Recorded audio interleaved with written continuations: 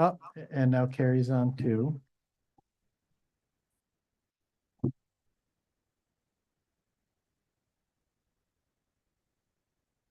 So, okay, reset.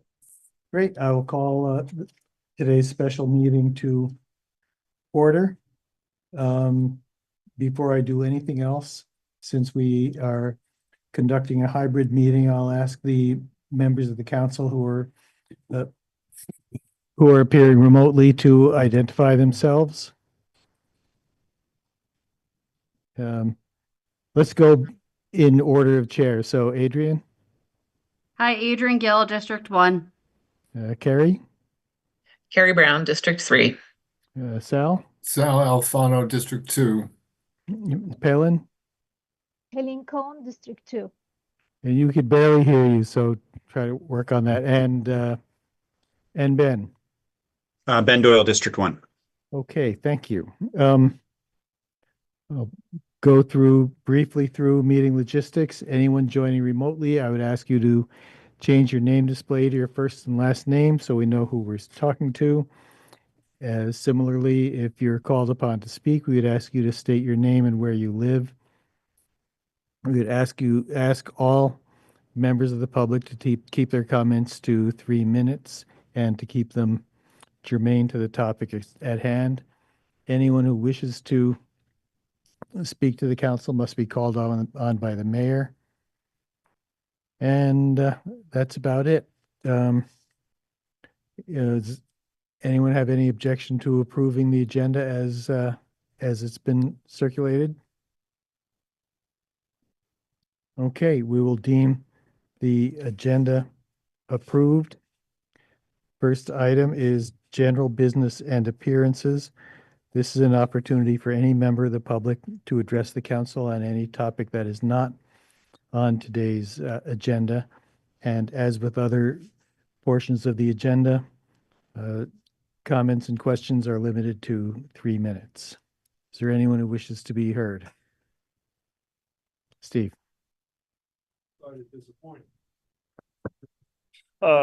Steve Whitaker. A couple things. The city manager's report included some very inaccurate information about the utility demolition. The contractor demolished about 30 or 40 feet of concrete utility chase with hundreds and hundreds of pair of copper and fiber in it. And and then was embarrassed about it when I was taking pictures. And so Fraser decided to complain that their biggest problem was somebody walking around harassing them by taking pictures. So I believe I still haven't seen a dig safe report. I've asked for it. Your public records response team seems to be confusing and mixing up records requests and sending half of the stuff related to the benches. The removal of the concrete benches over by the bike path without any action or decision by council is atrocious and in the pattern of, pulling the rug out from under the unhoused every time they try to sit down anywhere. I think that's needs investigation by the council. Secondly, I think we're headed for a train wreck. I've participated in a number of planning commission meetings related to the city plan. The housing committee last night presented their recommendations that a full master plan for the Country Club Road be completed. And yet the planning department intends to barrel forward with a incomplete and non-statutory compliant city plan with a secret memo, a redacted memo from the lawyer saying that it's either compliant or not compliant with the law. But I think the council's going to need to take that up sooner than later. I know it's on your agenda to address the issue of what to do about Country Club Road planning. But now you've got a real conflict. I had been recommending for a long time that the city plan include a fleshed out Country Club Road plan, and they ignored it. So now you've got a mess on your hands. I'll leave it there. Thanks. Thank you, Steve. All right, we can move to the only substantive item on the agenda, Community Resilience and Mitigation Fund elevation project contracts. Josh, are you leading this off? Yep. So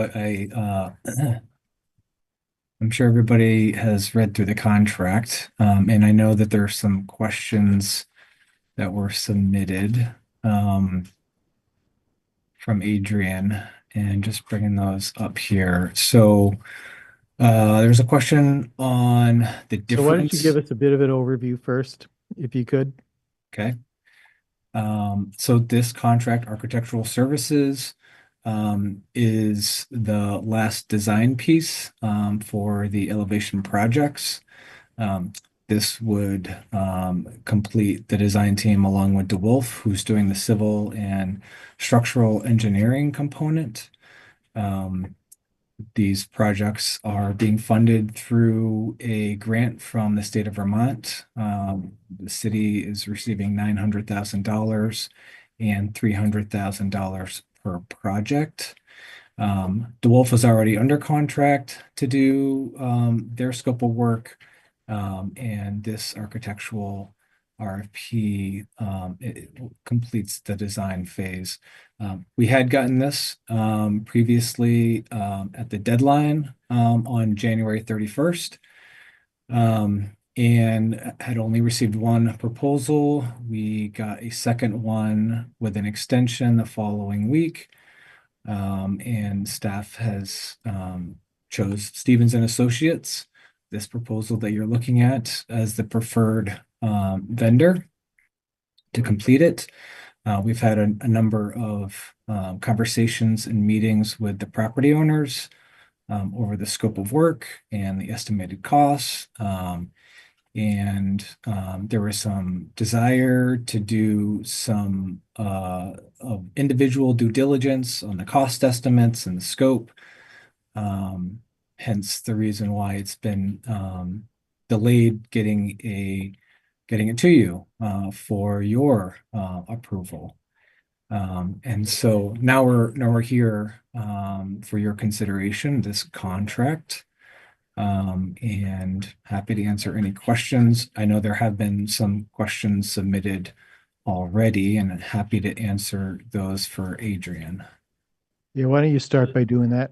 Yeah, great. I think the first question was, there's a difference between the two proposals, right? From the original proposal that we received on January 31st to the revised one. I think that's dated March 19th. The difference is, after the original one was received, there was a conversation with Stevens and Associates about the mechanical, electrical, and plumbing engineering design component. The RFP requested that the architect complete that, and that was not representative in their initial proposal. When I discussed with them that was an intended piece that they should have been proposing, they reached out to an MEP engineer for a cost estimate for all three sites to do the design work. That came back at about $50,000, which was pretty expensive, and we didn't really want to tack that on. And so there was a conversation over a more efficient way, which would be design build, but we would still need to have an MEP engineer weigh in on it. And so the adjustment, 10,749-ish, represents an add-on to the original proposal, which would include an MEP engineer that Stevens and Associates would subcontract to do a site visit, the same time that the architectural firm would be doing a site visit. And notes on the construction documents on how to install the attenuating mechanical systems to be in compliance with NFIP and ASCE 24 standards. So that's what the difference represents. In that revised proposal, if you look through it, you'll see sections that there's a red bubbled outline. Those are the additional services that represent that additional cost. So that's that answer. And for Yeah. clarity, MEP is mechanical engineering or electrical and plumbing, right? Correct. Yes. Thanks. Yep. Let's see. Second question, communication plan with the homeowners. So, again, based on the proposal from Stevens and Associates, there's going to be an initial on-site meeting with the architect, the MEP engineer, and the property owner. This will be in the pre-design phase. So that's in person on site. There is going to be a second virtual meeting that would cover the preferred conceptual design. And then it'll go to the schematic phase. So there's an estimated one meeting at the 50% design phase in the schematic phase, and then moving into the construction document phase. There is a projected one meeting at the 50% design phase, and then a second meeting once the design gets to 90%. So if there are other meetings desired for any other reason, that would be an additional time and material for the architect. Thanks. The third question then is, when will the elevation company be secured for the fall home elevation? And I sent, a memo the other day regarding this, and highlighted the fact that we haven't gotten any proposals yet from that sort of quick RFP that we put out to Rogers and Messier's. And I followed up with both of them last week and again this week, and spoke with Jim Rogers this morning. Those two slots are still available in September. And so I guess, this is what the challenge is. Some elevation companies do more than just elevate structures, right? Rogers elevates structures, but they also do demolition, they do site work, and they do the foundation. Messier's only elevates. That's it. That's all they do. So, if we were to select them, we would also need to secure the services, most likely through a general contractor who is able to do the rest of that scope. And so I think, as I mentioned in that memo the other day, a real challenge to secure a company because of our procurement policy, and mention maybe sole source contract with Rogers to do that. Like I said, talked to him this morning. Those slots are still available. He is going to get me a cost estimate, and I will continue to follow up with Messier's on a cost estimate. But that's where we are on that.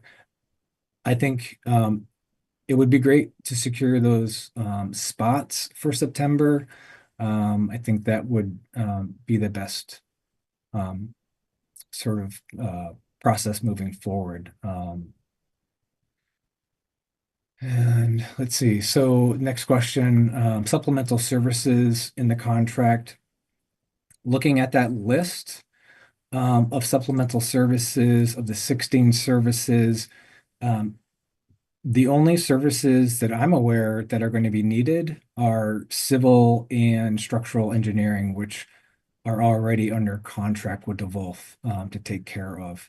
I don't see any other service here that is a requirement of the elevation project. So yeah, I don't see anything here that's going to be needed to complete the project. And again, so this the last question was project was supposed to start in March. The proposal has a 12-week design phase in it. And so that would be the duration of their work. So it's 12 weeks from around the time when a contract is executed. So that would not delay the fall work. No, no, these designs should be completed. I mean, it's April now. These designs should be completed by July. Okay, council members, anyone have any other questions? Yeah, if that's okay, Jack, I have a question. Sure. Ben Doyle. Josh, thanks for your work on this. I'm wondering if you could speak a little bit more about that kind of kickoff meeting and the opportunity to, there's the elevation project, but then there's also an overall kind of other components of this project for people who need to renovate their homes or adjust their home to the elevation project. And so I'm wondering, can you describe the way in which there'll be an opportunity for communication to look at the whole comprehensive project and then the elevation project within that context to make sure that the two are kind of lined up and that there's an opportunity for communication there? Yeah, sure. Well, so obviously the elevation project, that timeline is 2 to 4 months, based on estimates given to me by the elevation companies, right? Um, so conceivably September, October, November to December, could be the time frame where the structure has been lowered onto the new structure. General contractor has completed extending all of the service lines into the structure to where they will terminate on the first floor. And then in essence, the elevation project is complete once the site work is done. So the interior finish work can begin. So I think conversations over who is going to be doing that would be responsible, the responsibility of the property owner. Those are not eligible expenses under this program. And whether or not property owners want to include those additional services to be provided at their own expense in a larger general contractor RFP. We can completely, yeah, we can consider that. Whether or not property owners want to do that, they might favor somebody else to do all of the finish work on the interior. Their skill sets might be different than a general contractor who's building exterior stairs and handrails and landings and utility closets. But I think there's, we can have that conversation over how do we best create an efficient process for that finished work to start. Thanks, Josh. I think what I'm really trying to ask here is just thinking, it's obviously going to be a large construction project with a lot of moving pieces, and the elevation project is, funded through a specific source that can only do the elevation related activities. But just wanting to ensure at the start of the project, right? Not like November, December, but like at the start of the project, that there's the opportunity for conversation with Stevens and Associates and whomever is, managing the project on the other end to think about holistically the project to, because there's going to have to be decisions made, that are pendant but not paid for by the elevation project, right? And so just how I want to make sure that there's the opportunity for that kind of blending to happen and that the elevation project isn't siloed. I understand that there's different funding sources that can only be used for discrete uses, but the communication to ensure that they're integrated well, I think is really critical. Yeah. So, hypothetically, so you're suggesting the people installing the kitchen cabinets and countertops and laying the flooring down would benefit from being involved in these initial conversations with the architect now. Honestly, I can't say that with certainty. I think it's important for the homeowners to be consulted about what their needs are, right? I mean, maybe they're all set, but like if they have other kinds of plans that they're making about their properties that are really dependent on how the elevation plays out, I think it's just important to have clarity around that and provide them the opportunity to have a conversation with Stevens and Associates, to again, just to make sure that everything's copacetic, I guess.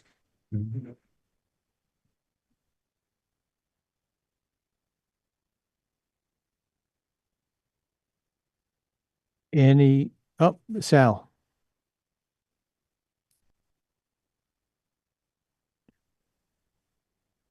It just Don's question made me think, I've actually elevated a couple houses in my day, and they were existing homes, and often the homeowner has wanted to change something for 20 years, and now is the chance. It's the kind of thing that might come up.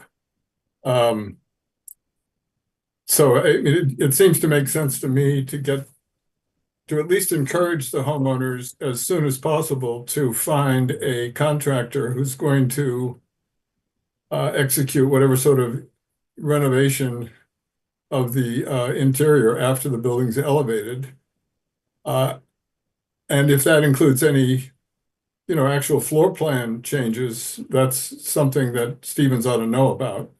I think it also it might be difficult to find somebody. Presumably I don't know whether they've talked to contractors yet. Maybe they're waiting for this contract to be signed, but a lot of contractors are already booked into 26. So it just makes sense to at least encourage them and support them in any way we can to have some communication between the folks who are ultimately going to build out the project and the people who are going to do this elevation. Yeah, I mean, I think, it is important for the architectural firm because they're the ones responsible for identifying where the building systems need to be, right? Because they no longer can be in the basement. They're going to have to be on the first floor.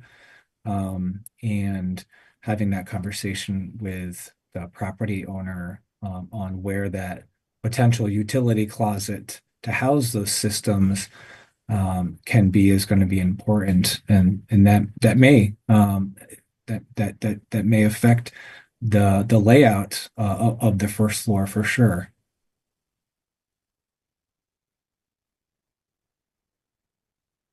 Thanks, Josh. Jim. I just want to make a disclosure to the council that I just found out at our last meeting that Lisa Edson Naveau, I only knew her as Lisa Edson. I never knew her last name, so I didn't really tie it in. She came up to me during the break, and Lisa is her father and my father are first cousins by blood. Lisa and I share a common great grandfather. So if there's, I obviously stand nothing to gain by any of this, but I'm always wary of conflict of interest or something of that. And if there is any counselor, and I mean just one, who doesn't think that I should vote on this, I won't. So I just want to let you know we are blood related, and I will go by what if any counselor has a problem with this, I will step aside on the vote. Thanks, Jim. I'll let people say anything they want to say. From your description, it sounds like you and Lisa may be second cousins. And it doesn't sound to me like and you're not members of each other's household. It doesn't strike me as an actual conflict of interest. Thank you. So I would have no problem with you Okay. acting on this. Okay. Anything Jack, else? can I ask one more question? And Oh, sorry yeah. to belabor this point. and this will be my last question, but like Josh, I'm hoping I just want to I just want to close the loop on this and just ask definitively, like, will there be an opportunity for the homeowners to bring in their own, whether it's a contractor, their own architect, whomever it is managing the other aspects of the renovation project? Will there be the opportunity for them to have a common conversation with Stevens and Associates, ideally at the beginning of the project? Yeah, absolutely. I mean, Perfect. like I explained though, the intention is to kick off with an on-site meeting with the architect and the MEP engineer. Um, that would be the best opportunity, I think, everybody in person walking the structure, right? To me at least. So, I see that as the best opportunity to kick it off. And of course, once this contract is executed, right, they're gonna want to get that into their pipeline to get it done soon. So I guess if that is an intention, um, then I guess it does behoove the property owners to line up a carpenter or some contractor to do that work. Great. Thanks, Josh. I appreciate it. Yeah. Any other council members have any questions? I want to make sure that every outstanding question is answered.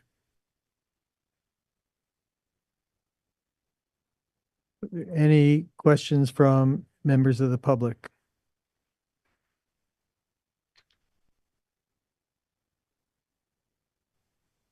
Hi, this is Lisa Edsonova. I can't figure out how to raise my hand on here. Okay, that's okay, Lisa. I hear you, so you can go ahead. Okay, terrific. I appreciate that. I really appreciate the questions that Adrian's asked and the points that both Sal and Ben have made on this. So I'm one of the property owners. My entire first floor is gone. Like Sal was saying, this is the time that we'll be changing the layout of the first floor because we have no first floor. There's nothing here. We haven't had anything in a couple of years since the flood happened.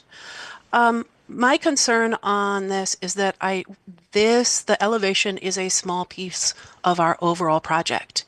And you're right, I have to line up my contractors. In fact, I've hired them and had to let them go twice already. The problem is that lack of planning. Like you're saying, we have to plan these things way out. And no, I'm not worried about having where my cabinets are going to go, but it makes a really big difference whether my chimney, which starts in my basement and runs all the way out through the third floor roof, is it going to be moved with the structure, which is quite a bit more expensive, or is it going to be removed? If it's going to be removed, we have to figure out how does all of that structure get rebuilt on the inside. There's more involved in the elevation funding than I think is recognized because right in our MOU, it includes things like disconnecting and reconnecting the utilities, construction of entryways and construction of entryways and landings and handrails, construction of a utility room if no utility room is available. There's a lot more in here, and we really need to plan the whole project.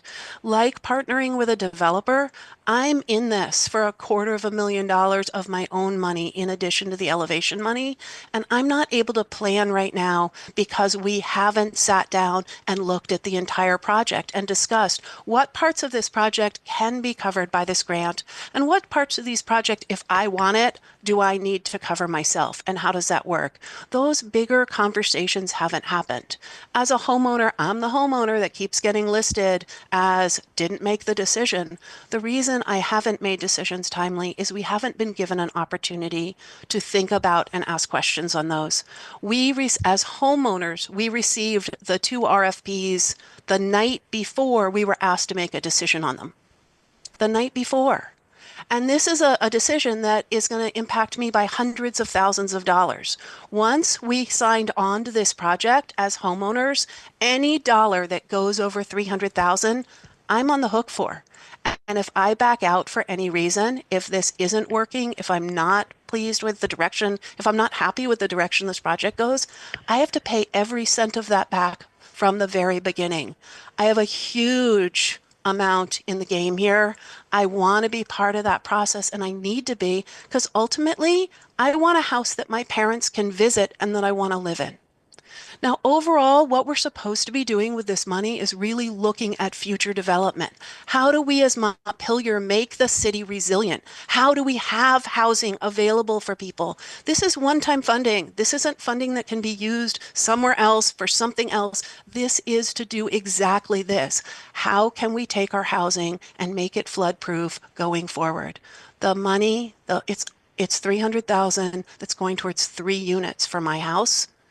This is going to have huge impact on the city overall. It's 3 more units. When have you heard of the city getting a unit for $100,000 a unit?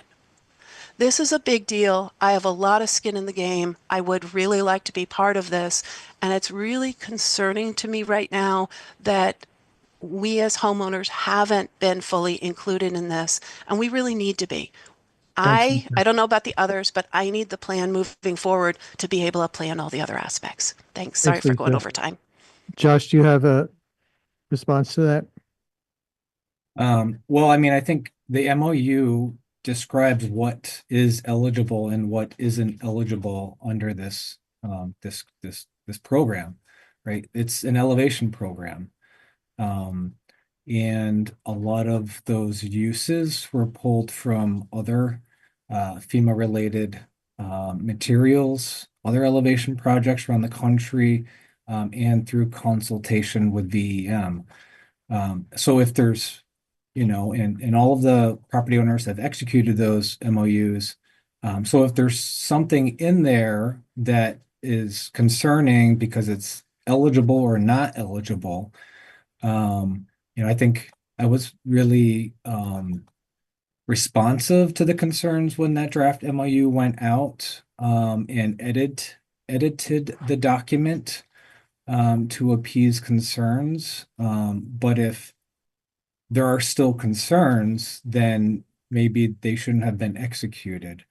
But again, right, it's an elevation project. There are definitive tasks that are just not eligible. And I understand that you have a larger project and I guess I would say I understand your concerns, Lisa. So I think we've been really responsive in trying to work with you on these. And I think the cost is really a concern for you. And I understand how much money you have in the project. So I think I'm trying to figure out a way, how do we move forward with elevating your structure with limited slots from elevation companies known for this year? And how can we move forward, in a collaborative process? Like that's all I've wanted to do. And knowing that timing is of the essence. Thanks, Josh. And I really appreciate that, Josh. And what I'm not arguing with the MOU, I'm saying I'm in total agreement with it. And I'm concerned because some of the things that you're listing as not eligible are in this MOU as eligible. And so what I'm looking for is us just sit down and get on the same page with it. I absolutely want to move forward. I absolutely do. That's why I've tried to move forward on this a number of times. But I want to make sure we are sitting down and that we all are on the same page in terms of what's included in this and what's not, and the overall timeline so that I can plan for the others and get the other pieces in place. I can't do that without us sitting down and having the conversations about basements, about parking, about chimneys. So Lisa, I'm going to suggest that I know that we've got some people on the council with time limits, and so I'm going to suggest that you and Josh make time to meet outside of the meeting to have those discussions, which I agree are very important. Hey, Jeff. Yes, Bill. Yeah, I just want to jump in here quickly because listening to this, and I think everyone's in the details, which they need to be. It's my understanding from kind of a higher point of view is that once we sign this contract with Stevens, the next step is to do exactly what's being asked, is to sit with the homeowners and figure out exactly what happens, and that is the plan. And I realize everyone is anxious to get moving, and but we can't have those detailed conversations until we have our architects on board, because they're the ones that are going to be doing the design. So I hear everybody's pain, and I hear everybody trying to get this done. And I think, I'd simply say we need to approve this contract so that all of that can happen, because everyone wants the same thing: a successful project, successful rebuild of the homes, successful elevations. Lisa's right, where one of the reasons we pushed for this was to restore housing units and not have these buildings bought by FEMA and just become open space. So that was our sales pitch to the state, that you are going to be restoring housing for a pretty good price. So, again, great questions, and let's, I think we've got to get our experts on board to work with everyone's experts. Thanks, Bill. Steve, do you still have a question? Yeah, Steve Whitaker. It sounds as if this cover sheet for the topic was not updated for today's meeting. So at that point, one of the families didn't want to be under this project management. Had that changed? And what I'm hearing, that it's now changed and all three are going to be under the same project management contract? And what opportunities are there to handle these contingencies? If it's true that the MOU was also not included with the packet, so there's 3 MOUs, one for each building. But my point is, I can see a lot can go wrong here. I've watched this city get into projects with a lot going wrong, as have you. And I'm more interested in protecting the homeowners here than I am the staff. And I just see a need for some contingency plans on what if these things go sideways and somebody ends up holding the bag. I don't have confidence in our staff having crossed every T and dotted every I. Thanks, So- Steve. Jack, are you council looking for a members? motion to approve the contract? Yes. I make a motion that we approve the contract with Stevens and Associates. Is there a second? Second. Any discussion? All those in favor signify by saying aye. Aye. Aye. Aye. Any opposed? And Bill, just to be clear, since it's unanimous, we don't need a roll call, is that right? Correct. All right, Correct. the contract is approved. The motion is approved. Anyone want to make a council report today? I'm guessing no. I'll just say, I just want to mention that, somebody who was quite involved with the city, I saw his obituary today, Barney Bloom. Oh, Barney Bloom did a lot for the city, and I just want to acknowledge that. that's sad news. I hadn't seen that. Yeah, It's served just this, in the paper today. served the city for many, many years. Yes, he did, and he was well respected and liked. Very, very interesting guy. I Yeah. had a lot of great conversations with him. And in fact, pursuant to our flag policy, I'll direct that the flag be at half-staff. I think that's a Um, nice gesture, Jack. City clerk report. I just wanted to acknowledge Barney myself, who I worked with quite a bit, and it's a great guy. Gonna miss him. Served many years on the Board of Civil Authority, as well as many other capacities within the city. City managers report. All right. Hearing none, at 1:54 PM, we are adjourned. Thank you, guys. Thank you.